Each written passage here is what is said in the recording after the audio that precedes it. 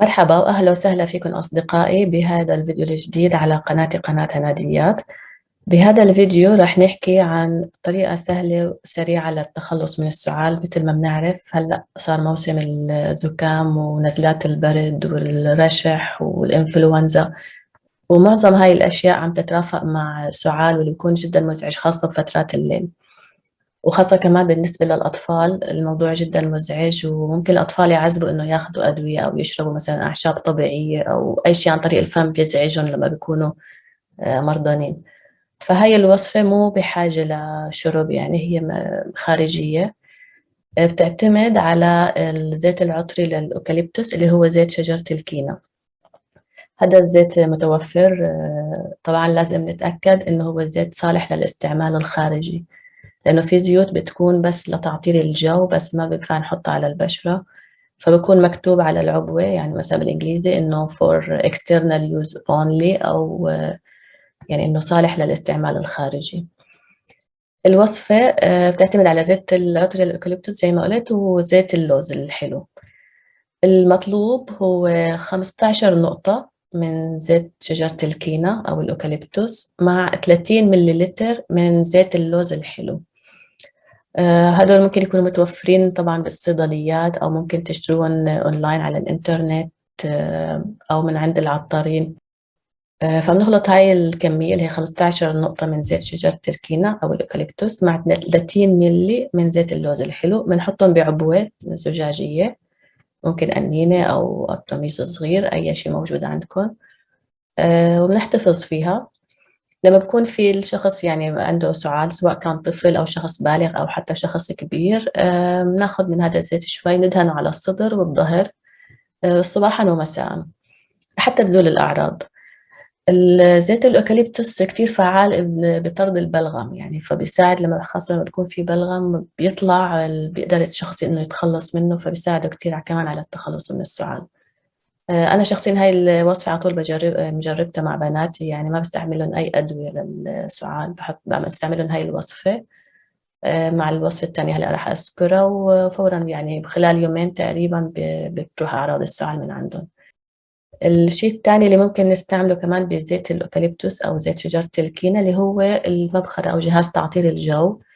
في عنا هون نوعين زي ما شايفين على اليسار، هو اللي بيكون كهربائي بنوصله بالكهرباء بنحط فيه كمية من المي وعدة نقاط من الزيت العطري. هلا كل جهاز بيختلف قد ايه كميه النقط اللي ممكن تنحط حسب حجمه، فبكون موجود بالنشره المرفقه فيه قد ايه كميه الزيت اللي ممكن تنحط. فبنحطه من نوصله بالكهرباء، فببلش لما بيطلع البخار المي مع الزيت العطري بيساعد على فتح المجاري التنفسية وبريح كتير خاصة بالليل. فممكن نحط هذا الجهاز بغرفة النوم محل ما الشخص يعني المصاب العمياني من السعلة موجود، كتير بتساعده، أو حتى بغرفة الجلوس محل أثناء النهار إذا كان كمان موجود الشخص. الشيء الثاني اللي هو الجهاز اللي على اليمين هو ما بحاجة لكهرباء، هو على الشمعة بالأعلى مثل ما شايفين هون. بينحط شوية مي وكم نقطة كمان من الزيت العطري.